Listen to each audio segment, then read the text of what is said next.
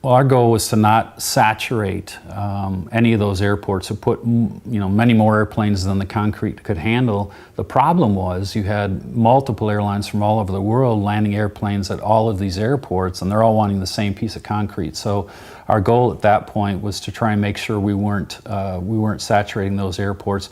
And we were landing places in Canada, all over the United States. Yellowknife, Montana comes to mind, where people spent a week before they could get back out of those airports. So it was trying to handle the logistics. Once the airplanes are on the ground, then the passenger service people had to jump in and handle, trying to take care in places that weren't able to accommodate thousands of people that may have landed at those airports. The problem was trying to figure out after that how to restart the airline. So we had spent many, many hours in the week afterwards trying to figure out how to start the airline up again and do it in a way that was the most economical and most efficient and helpful to people. And so there were a lot of things we never dealt with at that point. But one of the things, I think the surreal nature of what had really happened, and obviously, everyone in the country being affected by it, but I think, for us it was the fact that we had to be operational people. We had to focus and concentrate on what was happening. And I don't think I really felt the stress for many months after when things sort of got back to normal and I was able to really let it sink in what had happened. Flight 93 was actually, what had happened is the flight attendants in the back of the airplane had the ability at that time to call on the airphone to the ops control center if there was an issue in the back of the airplane with a medical emergency or an unruly passenger or something that's broken that needs fixed on the next flight. And on that day we had the flight attendant from Flight 93 call in, and the call had gone to maintenance instead of coming to the ops control center as it was supposed to.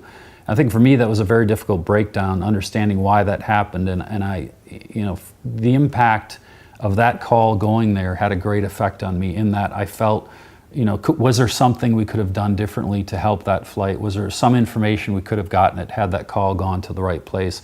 And as I progressed, that's something that stayed with me, was very, very powerful. I was actually deposed by the U.S. attorney, and so I was part of the Keene Commission report. So I had some knowledge of what was said maybe before most people did. And yeah, I did hear the conversations in the cockpit, the voice recorder, so I did have some knowledge of that. I think the finding out afterward was much more difficult, and finding out all the things that happened. On that day, it was a matter of trying to handle the emergencies, and do what we were supposed to do from a safety perspective, from a legality perspective, and trying to help people as best we could.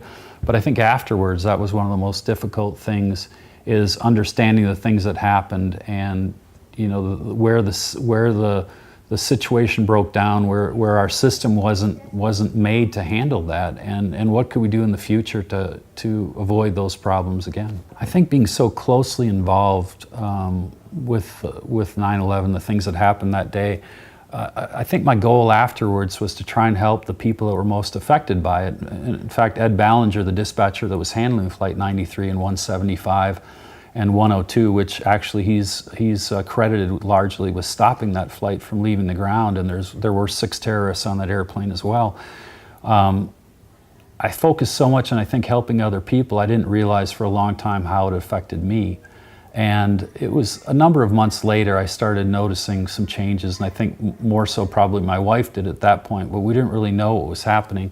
I started sort of not enjoying the things I used to enjoy, not getting out as much, and actually the biggest thing was not getting along with the people that I reported to, the senior management of the company. I started saying things that were uncharacteristic and not understanding why.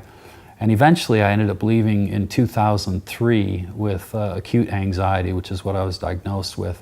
I did try and go back. I stepped down from my leadership position, and I did try and go back to a dispatch position, actually work the desk. I thought maybe that would help. The stress of the management job was affecting me, but I wasn't able to do that. I actually was never able to go back and get retrained for that job due to anxiety.